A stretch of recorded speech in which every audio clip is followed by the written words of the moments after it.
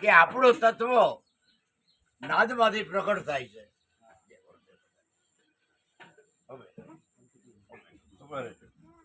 અરે લેવું છે, ભાડું દેવું જોઈએ ને.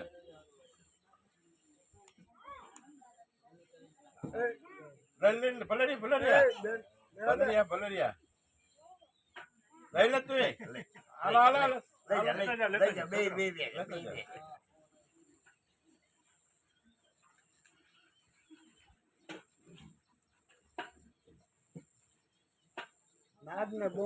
દરેક સ્થાપનાઓ લાબુ દાદા કે નવ યોગેશ્વરની રચના છે.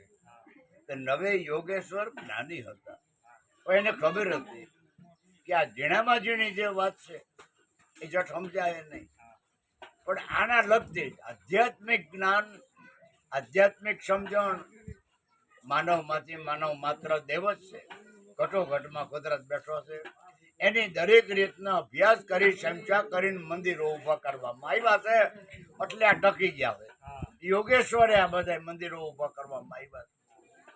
એટલે એની અંદર ઝાલર વગાડે છે, સાંભળે છે, પણ એના નાદ ટટોકરો બધું બધા એના વાજિંત્ર નાદ રૂપે છે. નાદ રૂપે એ થોડો ઠાકર ગાય રાજી થાય એમ નથી.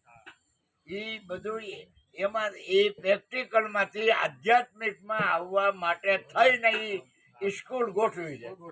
પણ એ સમયમાં પૂજારી લાભ બાપાજી સોમપરા હતા, વચની હતા. એવા પૂજારી ત્યાં રાખતા. એ માણસો આવે આમ કરી લે બેહારતા, તે પછી આ સત્સંગ કરતા. એ મહિલો અને આવો ભગવાન મારા વાલા ધન્ય છે બાપુ.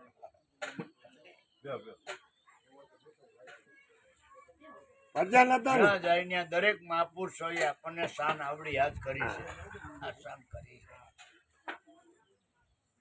પણ જ્યાં સુધી પ્રેક્ટિકલ આપણને એવા દયાળુ આવા ઉગારામ બાપા જેવા, પૂજા બાપા, લાબુ દાદા જેવા આવા આપણને શિક્ષક મળે નહીં, આવા પ્રગટ સંત મળે નહીં, ત્યાં સુધી ખરેખર આપણે ભગવાનને, દેવને, દેવીઓને ગોતે રાખી ક્યાંય નહીં જડે. તને કે શું કરવા તું ગોતસ કે અંધારું છે, કે અંધારે કઈ ઉજે નહીં, ભટકાઈ જાય છે, લમણે હાથ દે છે.